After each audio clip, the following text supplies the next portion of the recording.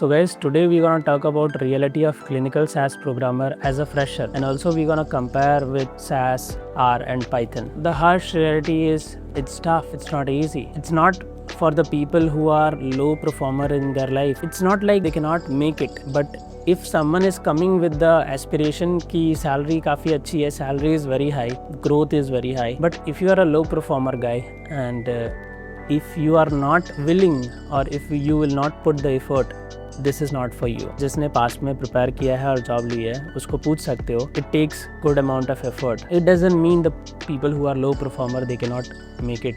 They can make it because if you are putting effort into anything you wanna make it, right?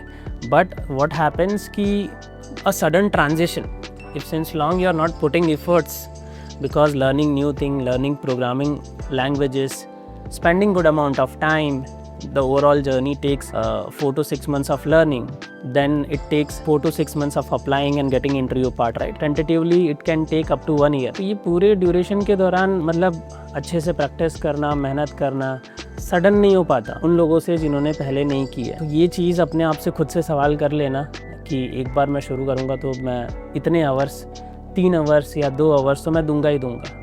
इसमें मैं compromise नहीं करूँगा. There should be something, either you are enjoying this, either you are ready to put effort. It doesn't matter like which kind of person you are in the past. ठीक है, ये हो गया reality. Obviously 10 years back, 5 years back, even now the reality is same. नए नए लोग आज बोलते हैं कि आज डिफ़िकल्ट ज़्यादा है.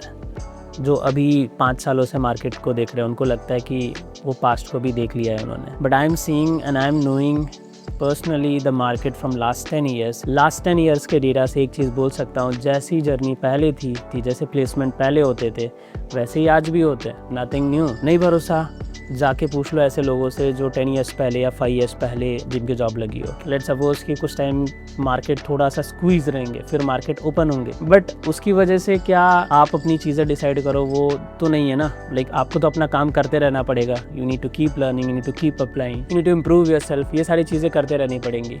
वो पहले भी एग्जिस्ट करता था, अभी भी एग्जिस्ट करेगा. तो there will be certain months you will find की हायरिंग थोड़ी बढ़ गई, there will be certain month की हायरिंग कम हो गई, there will be certain years की हायरिंग थोड़ी स्क्वीज हो गई, फिर सर्टन ईयर्स हायरिंग ज़्यादा ओपन हो गई. लाइक कोविड के बाद हायरिंग थोड़ी ओपन हो गई थी, कोविड से पहले थोड़ी सी स्क्वीज थी बेसिकली कोविड के ड्यूरेशन में. So this is about the reality, right? Harsh reality.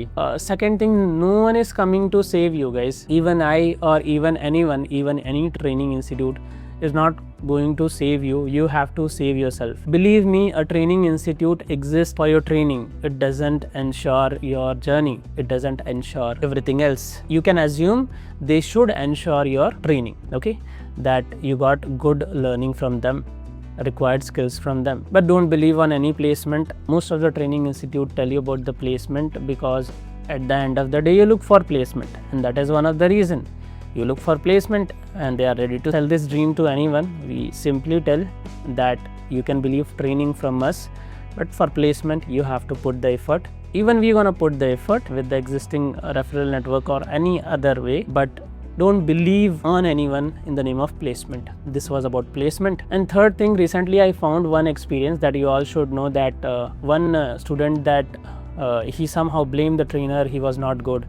At the time he have to give the test. पूरी ट्रेनिंग होने के बाद वो स्टूडेंट बोल रहा है, मैंने उससे पूछा कि अंकल की टेस्ट क्यों नहीं थी. उसने बोला कि ट्रेनर ने अच्छे से ट्रेनिंग नहीं दी. सो आई वाज लाइक यार एटलीस्ट प्रैक्टिस तो करना चाहिए. I have given some time and told to practice and then we gonna take the test. तो ये सारी चीज़ें हुई कि the person who was doing practice in a consistent way वो बहुत खुश है ट्रेनिंग से. The person who was not doing practice वो ट्रेनिंग से खुश नहीं है. तो ये आप सभी के साथ हो सकता है. बाद में ब्लेम करने की जगह किसी को खुद प्रैक्टिस कर लो, क्योंकि ये वो मोटर वाली नाव नहीं है, ये वाली नाव है जहाँ पे चप्पू आपको ही चलाना होगा. Okay, you have been assigned a trainer. He will teach you in a well way, but चप्पू आपको ही मारना पड़ेगा. Okay, it will not go automatically. This is the reality. Understand that if you practice you will have question and you can ask question. If you are not practicing, you will not have question. You cannot ask question. Her problem का solution निकाला जा सकता है if you are willing to, if you are putting effort. I hope this is enough to get agree with. Coming to languages, SAS, R and Python. Guys, this role is not anymore a SAS programmer. People used to tell this role SAS programmer. Why? Because the simple reason, SAS was leader on this role. पूरा का पूरा data analysis काफ़ी सालों से 20-25 सालों से सिर्फ SAS software पे होता आया. I do remember one of my senior while I was learning 7-8 years back used to tell me कि hey शुभम learn Python उस टाइम पे. But I thought SAS चल रहा है, Python क्या सीखने जाना, और हर जगह ट्रेनिंग में SAS चल रहा था, तो मैंने SAS ही सीखा. But over the time from last 6 years I'm seeing how this role is evolving.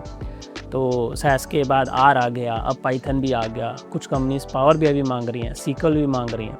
So basically now the change is domain knowledge तो same है, you should know project SDDM item table listing, वो तो since long same है. इस part में क्या हो गया, उसमें भी evolution आया that earlier you used to have a basic knowledge of clinical or project. Now you should have clear knowledge of clinical. अगर आपको दम है कि भाई मैं टाइम देने के लिए रेडी हूँ, तो रिसेंटली हमने 12 मंथ्स का भी एक प्रोग्राम लॉन्च किया था, right, clinical SAS plus data science, जिसमें कि SAS सीखेंगे क्लिनिकल प्रोजेक्ट के साथ, then R, then Python, then SQL and then Power BI and then GitHub. वो 12 मंथ्स का प्रोग्राम है, राइट. ये कर लोगे, it's like top notch. If you found this video helpful, give an thumbs up, like this video, share with your friends, colleagues, those who need it. And if you have any queries, you can ask me in the comments. Second thing, you can connect me through one-to-one counseling.